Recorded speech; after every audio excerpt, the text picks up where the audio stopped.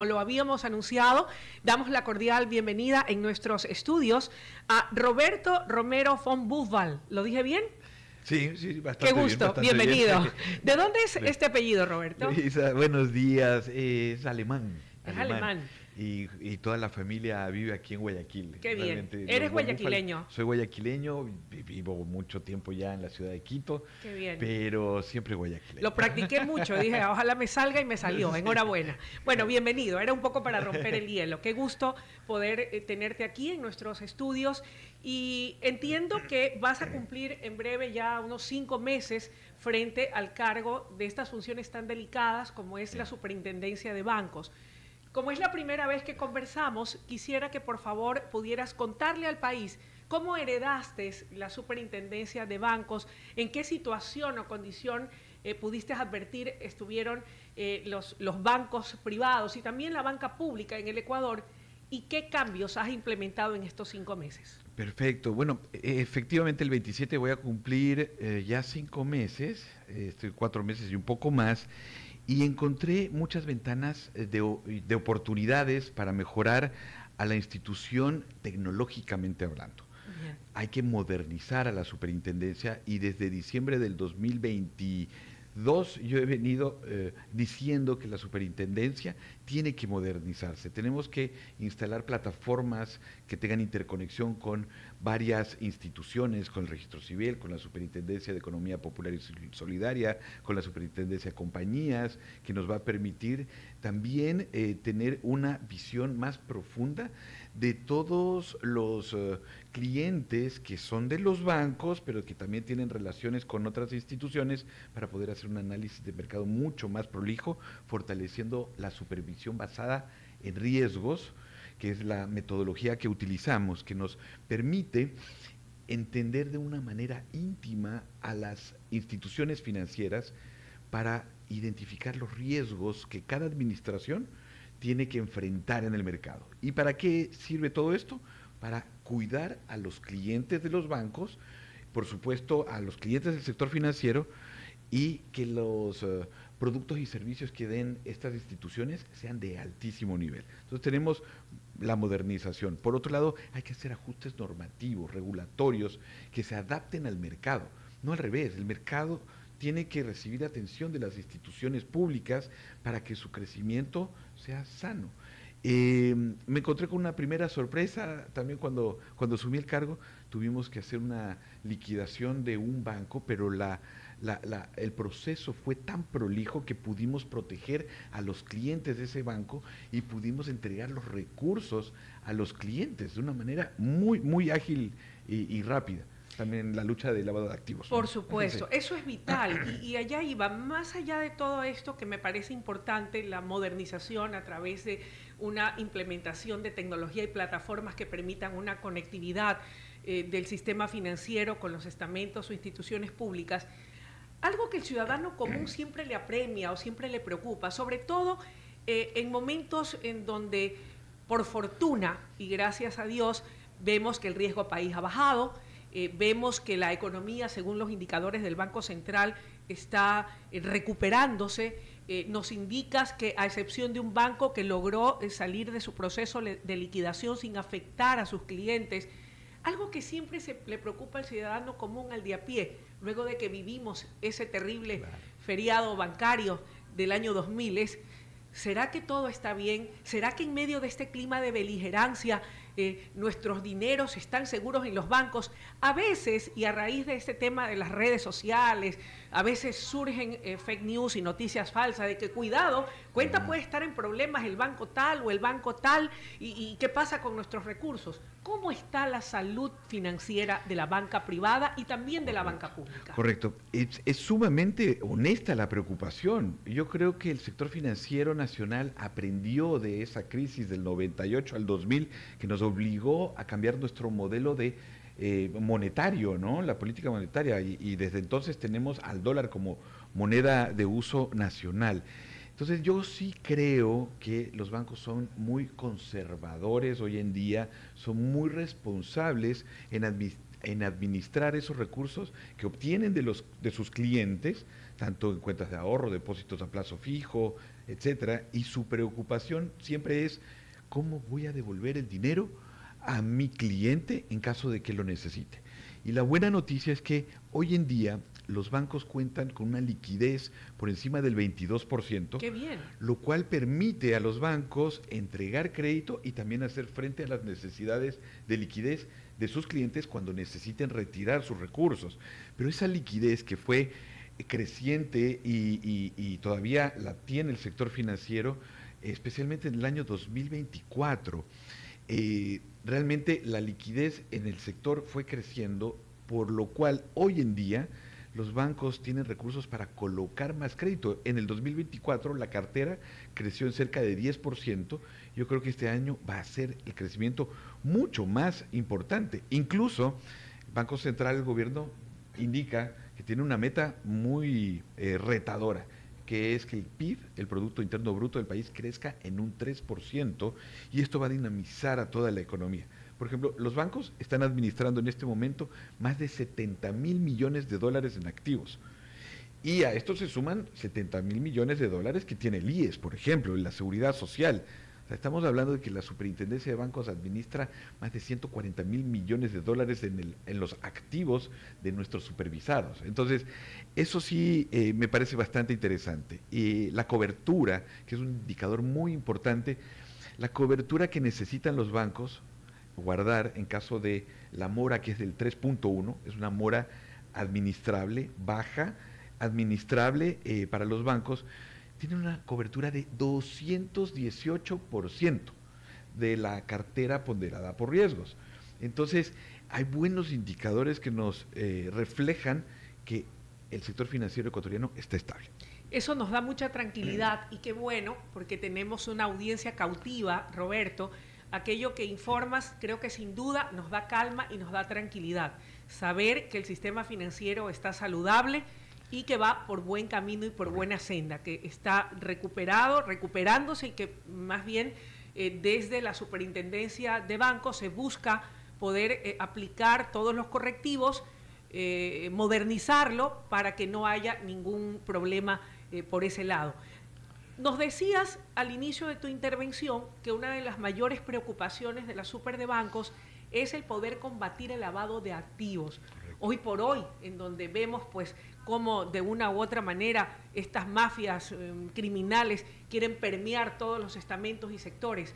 ¿Qué se está haciendo? ¿Qué se ha logrado? ¿Cómo marchamos? ¿En qué estatus estamos de ese combate al lavado de activos? Perfecto. En ese sentido, Luisa, hay tres temas clave. El primero, además de que es una preocupación profunda para que la Superintendencia de Bancos evite que el sector financiero se contamine de estos recursos ilícitos que llegan al país de múltiples formas, a través de empresas fantasmas, a través de personas que quieren hacer lavado de ese recurso obtenido de forma ilícita e intentan siempre falsear o engañar los controles del sector financiero, contaminando a las instituciones financieras que respetan la ley.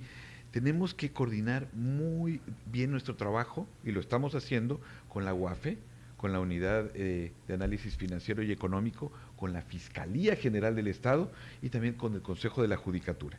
Porque nosotros vemos este problema, primero, por el lado de las organizaciones, hay entidades que se hacen pasar por bancos, por cooperativas, por financieras. Estas captadoras ilegales. Exacto, y trabajan fuera de la ley, no le reportan nada a la superintendencia, engañan a los clientes para obtener sus recursos y también colocarlos tal vez en actividades ilícitas.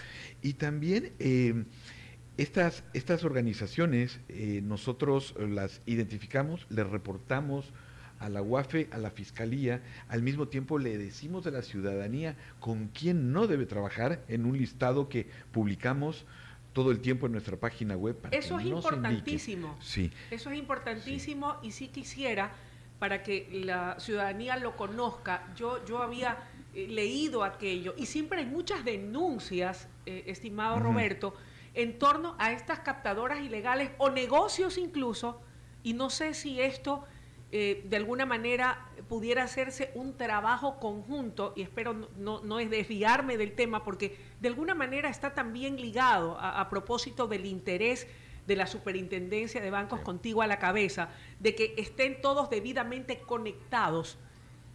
No solamente hay captadoras ilegales de dinero, sino empresas fantasmas que se disfrazan de vendedoras de vehículos, por ejemplo, y tú lo sabes muy bien porque debes haber escuchado la infinidad de denuncias que se reciben de empresas fantasmas que le dicen a la gente, venga aquí con $2.000 y en un mes tiene usted su carro. Claro. Por el amor de Dios. Sí. Y engañan y cae la gente incauta y en su necesidad y en su anhelo de tener un carro que hoy no es un lujo sino una necesidad, también entregan dinero y llegan a acumular importantes sumas y lo pierden, muchas veces no lo recuperan. Así es, por eso hasta el día de hoy, desde que empecé mis funciones, hemos ya reportado 44 de estas organizaciones que trabajan fuera de la ley y hemos reportado a la Fiscalía, a la UAFE e incluso aquí también interviene, por ejemplo, la Superintendencia de Compañías, Perfecto. que también es una institución que le tiene que reportar información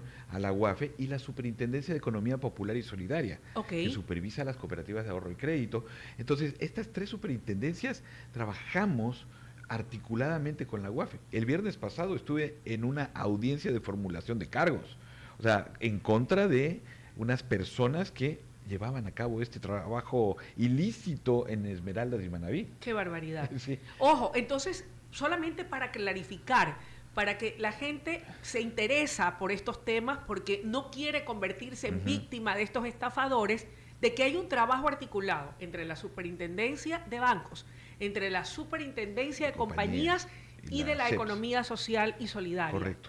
Ok, ustedes me imagino que publican en sus redes o en sus páginas públicas y de internet, de tecnología, cuáles son las empresas que están debidamente acreditadas. En el caso del sistema financiero, cuáles son las entidades financieras legalmente constituidas, supervisadas y que están cumpliendo con la ley. Exactamente. Ok, entonces, si no están allí, ojo, no se deje engañar ni engatusar. Lo mismo en las compañías, para que luego no vengan llorando a decir que han sido víctimas de una estafa. Por eso hay que fortalecer la educación financiera y la alfabetización digital, porque muchas de estas organizaciones que trabajan fuera de la ley utilizan plataformas en redes sociales. Engañosas, con publicidad engañosa. Claro, incluso construyen edificios haciéndose pasar por bancos, por cooperativas de ahorro y crédito o por instituciones financieras. Qué barbaridad. Entonces, realmente engañan haciendo eventos, entregas de cheques para lucir como si fueran legales. Entonces,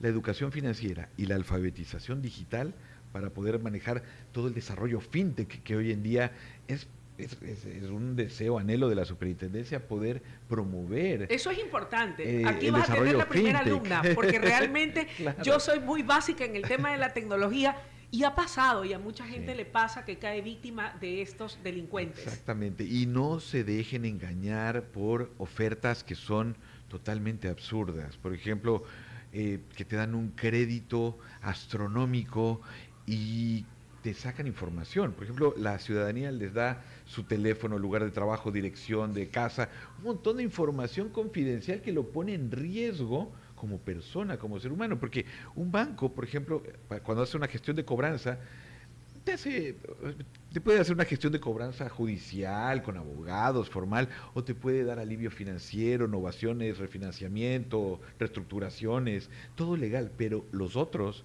te pueden amedrentar físicamente y te pueden, Dios no quiera, secuestrar o peor, le puede costar a uno la vida. Así Exactamente. Esa era una de las preocupaciones. Roberto, yo he querido hacer esta entrevista lo más esencial e importante para que le llegue a la gente, al ciudadano común. ¿Qué otra de las preocupaciones que hay? Y esta va a ir ligada con esta otra pregunta que te quiero hacer. La gente siempre quisiera poder pensar en que llegue un momento en que cuando uno tiene sus depósitos, estos crezcan con un interés alto y uno diga, mis depósitos están creciendo, hoy deposito 100, pero tengo un rendimiento por ese depósito, por ese ahorro significativo. Me encanta eso, por eso voy a depositarlo. Pero si no hay eso, muchas veces ese incentivo más allá de saber que en el banco va a estar la plata segura, Sí. ¿no? Eso es sin lugar a dudas, pero mucha gente se desalienta. Se desalienta porque consideran que no es lo mismo el interés que pagan cuando hace un préstamo al banco versus el que gana o recibe de rédito de su ahorro cuando lo guarda en el banco. Entonces dicen, no, pues si lo que voy a ganar no es casi nada, ¿por qué no gano lo mismo que me cobran por interés por el riesgo de prestar dinero del banco? Eso lo sé yo. Claro. Te pregunto, Sí. ¿podría ser viable en el Ecuador implementar esta propuesta que no es nueva, pero que me comentabas que habías recibido también la visita de Alberto Acosta, que sacó un artículo muy interesante que hacía relación a que Ecuador, aprovechando de la dolarización, podría convertirse en un centro financiero internacional, en donde venga banca internacional extranjera para hacer al sistema más competitivo?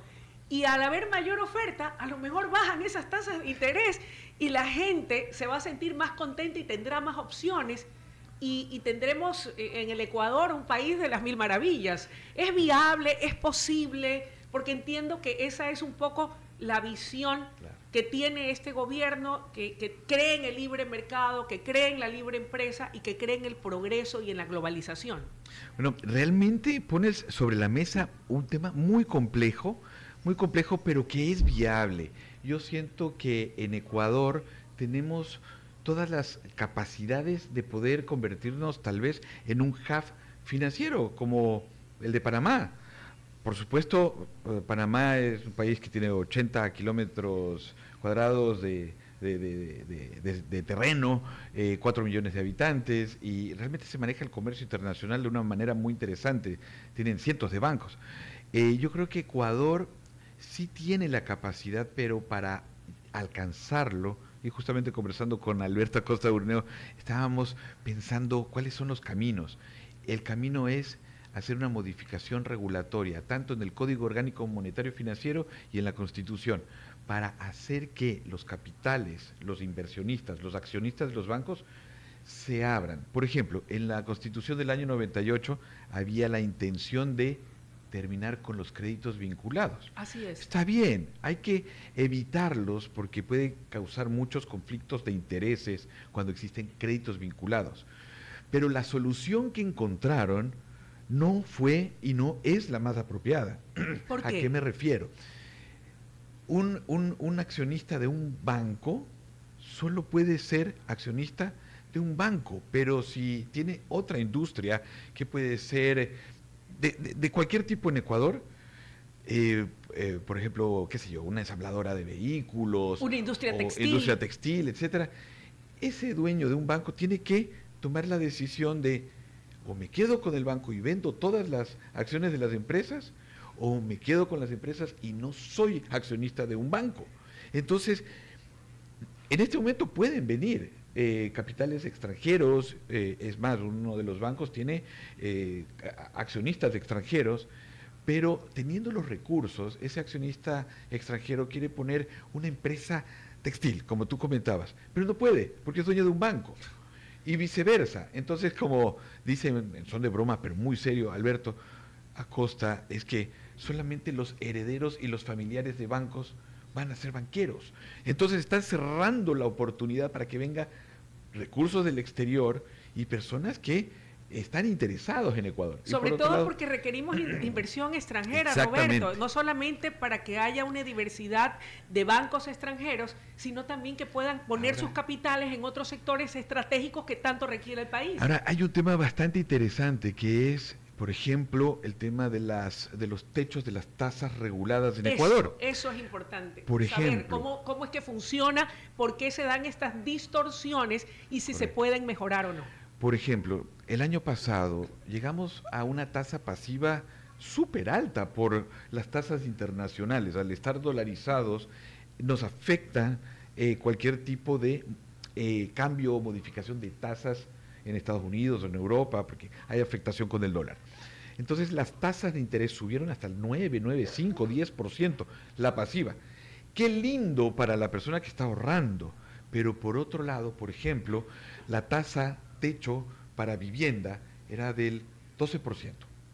Entonces, entre el 10 y el 12% había un 2% de spread, de diferencia entre lo que se le paga al que ahorró, a la persona que ahorró, y lo que se le presta a otra persona.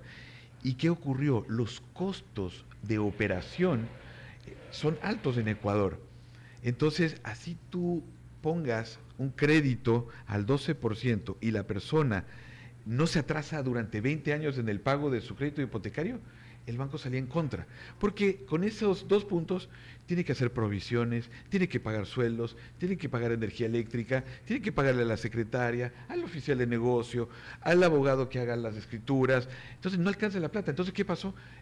El crédito de vivienda disminuyó. Y hay personas que dicen, oye, yo quiero pagar un poco más, pero voy a tener mi casa. Entonces, esas distorsiones hay que modificarlas. Los chulqueros, por ejemplo, los agiotistas. Estudios de Equifax dicen que hay más de 10,000 millones de dólares que manejan estos chulqueros, pero llegan en la mañana a una tienda, le dan a la señora $100 y de noche llegan y retiran $120. O sea, le cobraron 20% al día. Es decir, anualmente estaría pagando 3,000%, 2,000%. Un banco jamás va a cobrar eso. Y además, si no pagas, te amedrentan. Claro. Entonces, esa clase de distorsiones hay que modificarlas. ¿Quiénes ponen los techos de las tasas de interés de los créditos? La Junta de Política de Regulación Financiera.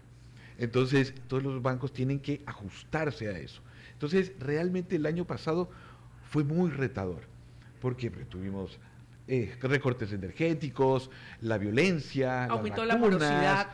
Aumentó la morosidad, pero se logró mantener el 3,1%. Por eso yo digo que el sector financiero es muy resiliente y a pesar de eso creció la cartera de créditos casi en un 10%. Y este año se prevé que ese crecimiento sea superior. Entonces, es multidimensional el Por tema. supuesto, no, pero vale la explicación y la aclaración para que la gente sepa un poco cómo es el tej y maneje del asunto. Retos y desafíos, ¿qué es lo que viene, qué es lo que tienen planificado desde la Super de Bancos en articulación con estos otros organismos o instituciones y secretarías de Estado? Bueno, seguir luchando contra el lavado de activos. También el hecho de que podamos luchar contra el lavado de activos va a proteger a nuestro sector financiero para que no se contamine de estas prácticas y que puedan venir incluso capitales e inversionistas del exterior, porque eso es lo que necesita el Ecuador. Sí. El tema de la disminución de riesgo país es importante porque somos un país que necesita recursos de inversión. Somos un país en desarrollo, tenemos muchas deficiencias, sí. ¿No? Por otro lado, la modernización de la superintendencia es urgente, la modernización y ajuste normativo para poder dar un escenario lógico al crecimiento de las fintech, de los new banks, etcétera, que ya lo hemos visto en Colombia, en Perú también, la experiencia en Chile. Estamos trabajando con la OEA, con la Embajada de Estados Unidos. Tengo que agradecer muy especialmente a la Embajada que está apoyando con capital y recursos no reembolsables para traer buenas prácticas internacionales a la superintendencia y desarrollar también el tema fintech. Con respecto al tema del cambio de la normativa a la ley ordinaria y el tema de la reforma a la Constitución, para no dejar ese cabo suelto de la propuesta de que Ecuador, aprovechando el tema del dólar, que es nuestra moneda, pueda ser ese centro financiero internacional. Yo ya sueño con algo así y nos dices que es plenamente viable si se hacen esos cambios. Será un proceso largo, correcto, obviamente, pero es viable, se puede hacer. ¿Hay alguna propuesta o has pensado con quién puede trabajarse para poder hacer esos cambios a la ley financiera, a la ley de bancos y también al tema de la Constitución? Claro, en la Asamblea Nacional, desde el año 2019, incluso yo participé haciendo algunas sugerencias y recomendaciones de ajustes al COMIF, al Código Orgánico Monetario y Financiero, que es la Biblia del comportamiento de todo el sector financiero. Perfecto. A nivel nacional. Desde el 2019 y hasta el día de hoy todavía no se cumple con el tratamiento y puesta en el Pleno de la Asamblea Nacional para que se ajusten. Ahora que tienen la mayoría, hay que trabajar en eso. Exactamente. Entonces, el día de hoy, junto con, por supuesto, el sector, para hacer una normativa inteligente, con expertos nacionales e internacionales, y también que participe la ciudadanía a través de representantes, absorbiendo toda la información que como superintendencia tenemos, y por ejemplo con la Sobanca, la SOMIF y otros organismos de integración del sector financiero, tenemos que hacer ya una propuesta que la estamos construyendo para poder escalarla al señor presidente de la República y que se pueda proponer en la Asamblea. Dependemos de la Asamblea Nacional para mejorar las regulaciones y que permitan el crecimiento del sector. Roberto, el tiempo es ahora. Sí. El tiempo es ahora. Hay que aprovecharlo. ¿Es ahora o nunca? Así es. Gracias por tu tiempo, Luis. por tu gentileza, por habernos compartido el trabajo que vienes realizando desde la Superintendencia de Bancos. Es un trabajo arduo, duro, difícil, pero te echamos las mejores vibras y estamos seguros de que podrás estar a la altura y cumplir todos esos retos y desafíos. Mil gracias, gracias por tus gentiles palabras y siempre estoy a las órdenes. Muchísimas gracias. Bien, amables oyentes y televidentes, ha estado con nosotros el señor Superintendente de Bancos, Roberto Romero von Buffal, aquí en esta mañana en WQ Noticias. Vamos a hacer una breve pausa, pero cuando volvamos tendremos otra interesante entrevista junto al director de la CNC. Ya regresamos.